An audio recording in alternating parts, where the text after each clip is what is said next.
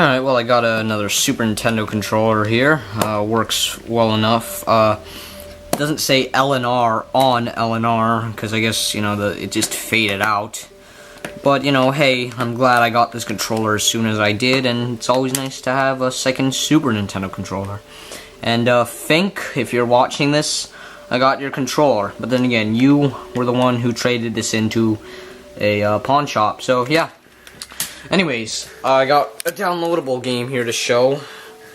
Mega Man 9, as you can see. And, yeah, it's really fun, I'm not exactly the biggest fan of Mega Man, but if, I'm gonna play a Mega Man game, I'd love to play, like, a Mega Man X game or a classic series, and this is, just a damn good time. And also, Splash Woman's, theme in this game, it's great. So yeah, that's that. All the other downloadable games I have are on my Wii, so I'm gonna switch inputs then. Oh, alright. I also got Mega Man 10, which I might like better just for the fact that you can also play as Mega Man, Proto Man, and Bass. Even though Bass is DLC, Bass is freaking awesome. But both Mega Man 9 and 10 are really enjoyable games. They're probably good for newbies because they're a bit easier than say 5 or 4. So yeah, really good games overall. I also got finally a Neo Geo AES game, Blues Journey, which this is probably one of the more affordable games, like if you want the physical copy, because everything about the Neo Geo is expensive. The games, the system, yeah. But Blues Journey itself is really fun. It's a platformer. It's nothing like a Mario or Sonic game, so yeah, just letting you know. And, yeah. We really don't see too many platformers on the Neo Geo AES, mostly fighting games. But if I ever get a Neo Geo AES, it'll probably be when I'm out of this house. Now we have Castlevania Rondo of Blood. It says TurboGrafx 16, but it's actually for the PC Engine CD. And I figured I'd get this because why the hell not? When the hell am I ever going to play this? It's not like I'm going to get the actual copy of the game. And, even though I'm not really that big of a Castlevania fan, in fact, I'm more of a Mega Man fan than I am Castlevania, I still enjoy this, and, just overall really good game. Alright, let's exit there. Okay, let's just turn off the Wii. And, I guess we can turn off the Wii U as well. Oh, I guess you can't really turn off the gamepad or whatever. This video's not going to be that long anyways. Games, then. Might as well start with some modern games. World Championship Poker featuring Howard Lederer, all in, I don't know, $3 at, some, stupid store. Not really stupid, but, hey. It's poker. Played it twice. Not sure if I'll ever play it again. My PS2 collection definitely needs improvement, but this is not going to really help. Not saying it's bad. I mean, I'm sure it's fine if I actually gave it a shot, but yeah. Yeah.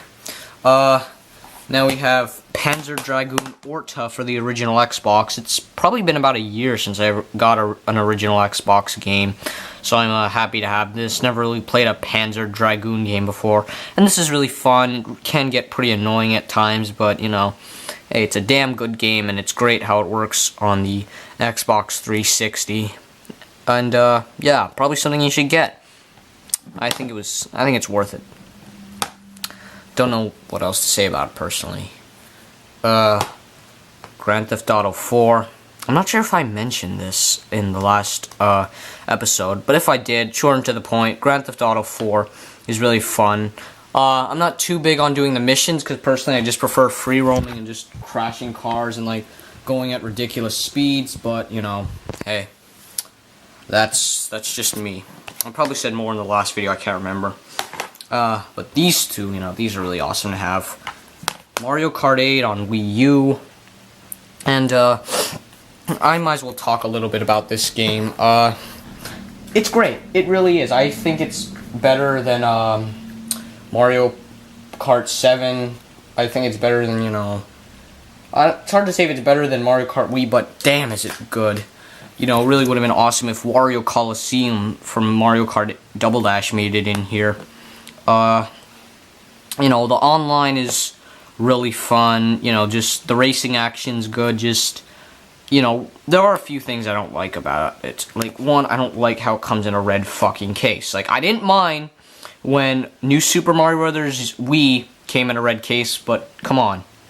Then again, I think all the Mario DS games, at least the ones you can buy, come in red cases. In fact, I think even New Super Mario Bros. 2 comes in a red case. And, you know, just because it's Mario doesn't mean it has to be fucking red. Anyways, I also don't like how there's no battle arenas. They just have battles taking place in the actual courses in the game, which that is a huge fucking flaw. I don't know why they thought that was a good idea. They could have had original battle courses and then more like every other Mario Kart, but for whatever fucking reason, yes, I've been saying fucking a lot, excuse my language, but anyways, but for whatever reason, that's not the case. But other than that, it's great. Multiplayer's fun, you know, the Super Horn's actually a really cool item. Just, you know, definitely a must-have if you have a Wii U. Great game. Same can be said for Donkey Kong Country Tropical Freeze. It's probably the easiest Donkey Kong Country I've played, but, you know, then there's all those secret exits that you have to go to get the levels, to get to more levels. But, you know, again, just, you know, a brilliant game. It's just so well made, really. I mean, I still don't think it's as hard as, you know, the original trilogy on the Super NES, or even, you know, Returns on the Wii, but, you know, just a damn fine game overall. I don't know really what else to say about it, to be honest.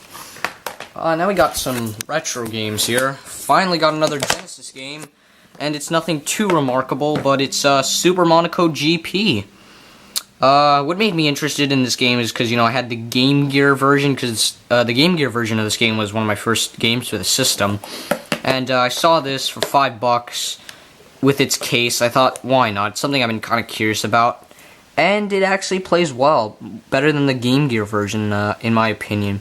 You know, it's just racing, and also it's only one player. Ugh. But, yeah. Even though one of the only racing games I can think of that I actually want for the Genesis is Virtual Racing. But that would be a pain in the ass to play, because every time I would want to play Virtual Racing, I would have to take off my 32X Star Fox. But yeah, definitely a nice purchase for $5.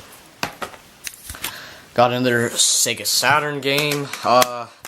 Now, the front cover says Night Truth Explanation of the Paranormal Maria, but the side just says Night Truth Maria, both here, and I'm fairly certain here. You can see that. I've been mainly getting some Japanese Saturn games, either because I really wanted to play them or they looked interesting for an upcoming review, but this just...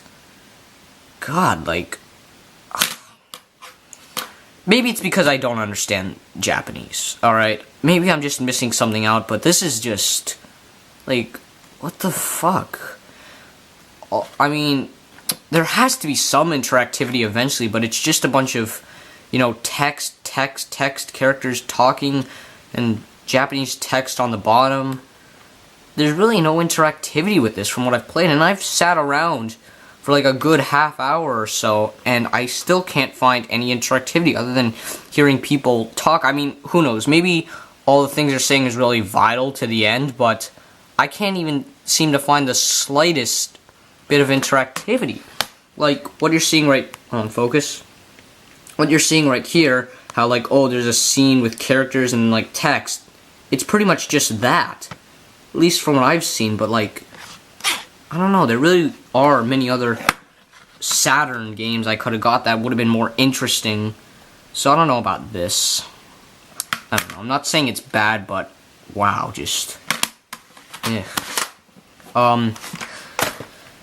Captain Skyhawk for the NES, you know, kind of surprised me that this was actually made by Rare. You know, got it at the same pawn shop that I got Super Monaco GP and the Super Nintendo controller.